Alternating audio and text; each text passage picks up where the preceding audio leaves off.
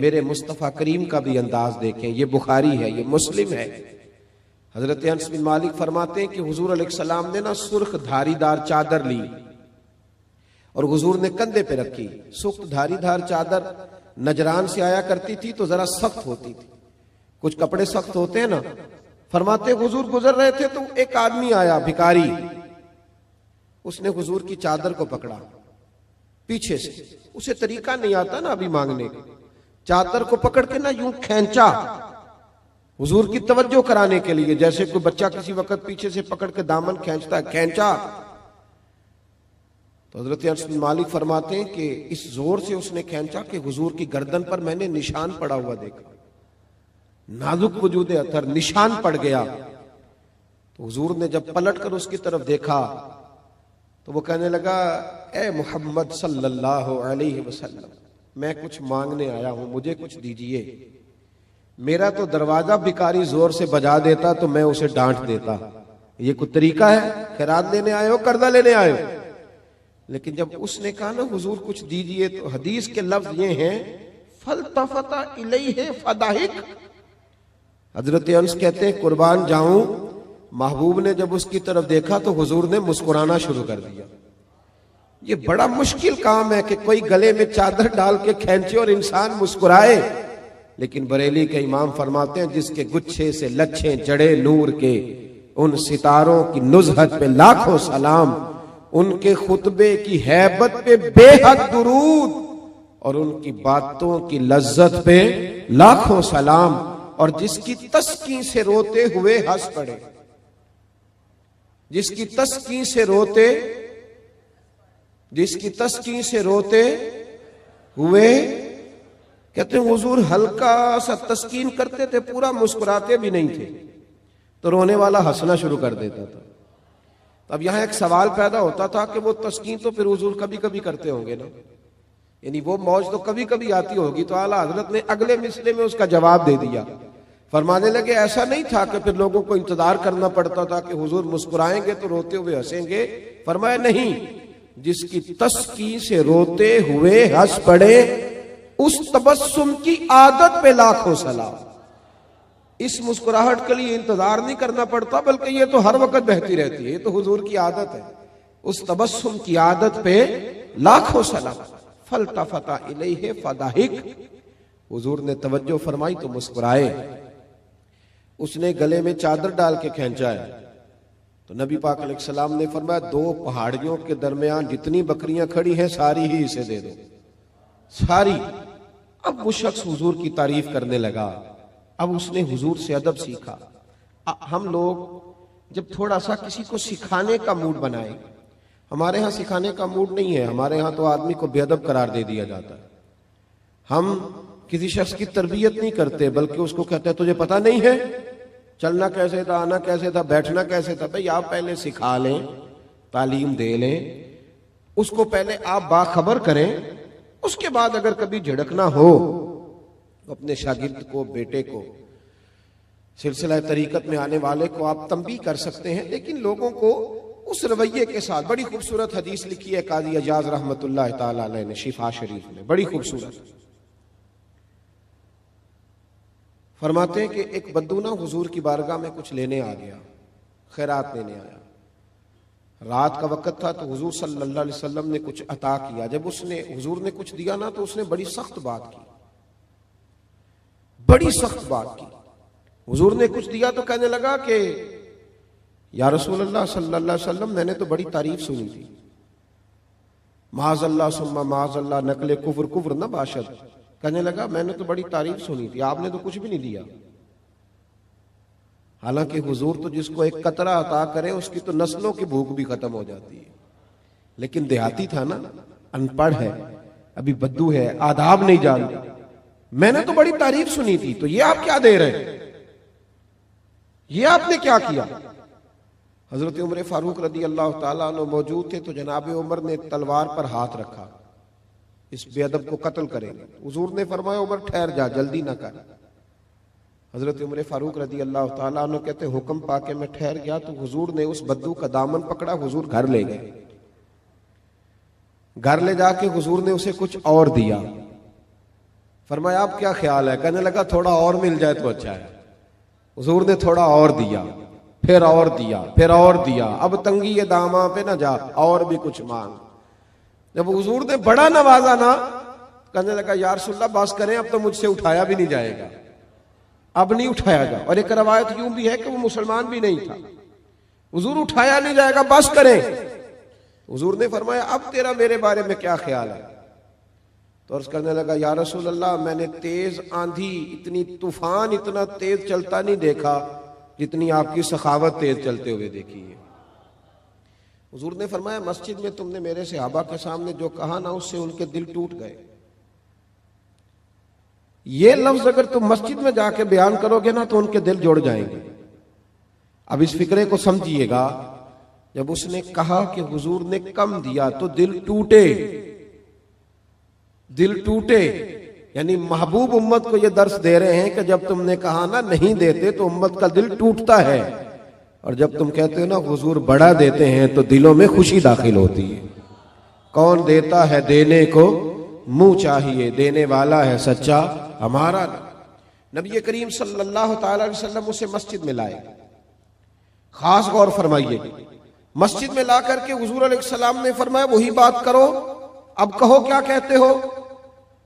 तो उन्होंने सहाबा के मजमे में कहा कि लोगों, मैंने आंधी और तूफान को इतना तेज चलते नहीं देखा जितना हुजूर की सखावत को तेज चलते देखा है। सहाबा खुश हो गए। अब यहां हुजूर ने एक मिसाल बयान की जो बड़ी ही मीठी है और मेरे और आपके लिए बड़ी तसल्ली का बाइस है।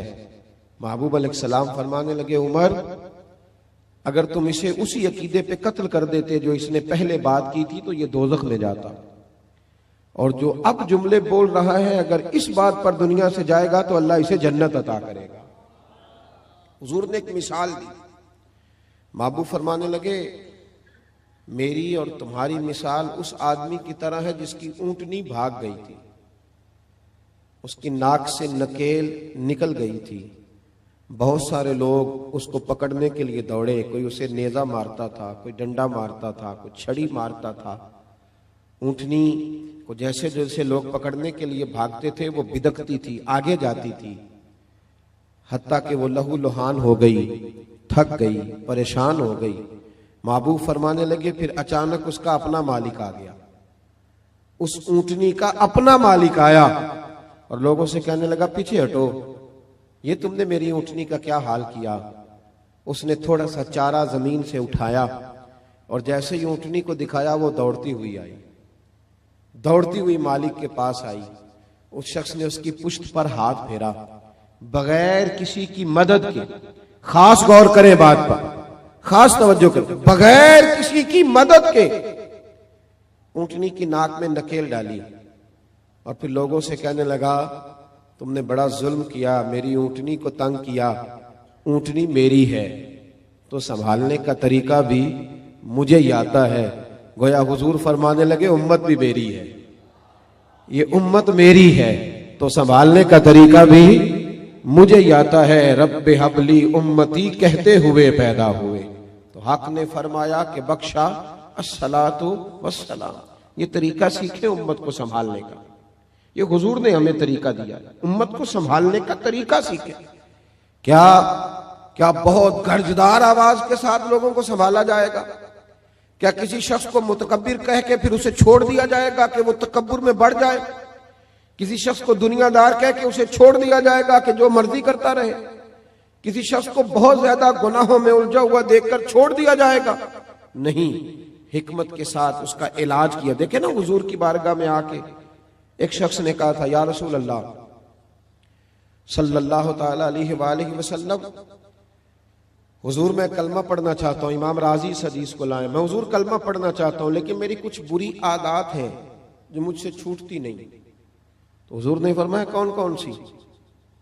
कौन? हम लोगों ने तो लोगों को काट दिया है, काट दिया लोगों को। ओहो ये नशा करता है, रिश्तेदार हो के भी हमारा कोई ताल्लुक नहीं, इसे उठाओ किसी हॉस्पिटल में ले जाओ ताकि बेचारा दोबारा से दुनिया में आ जाए।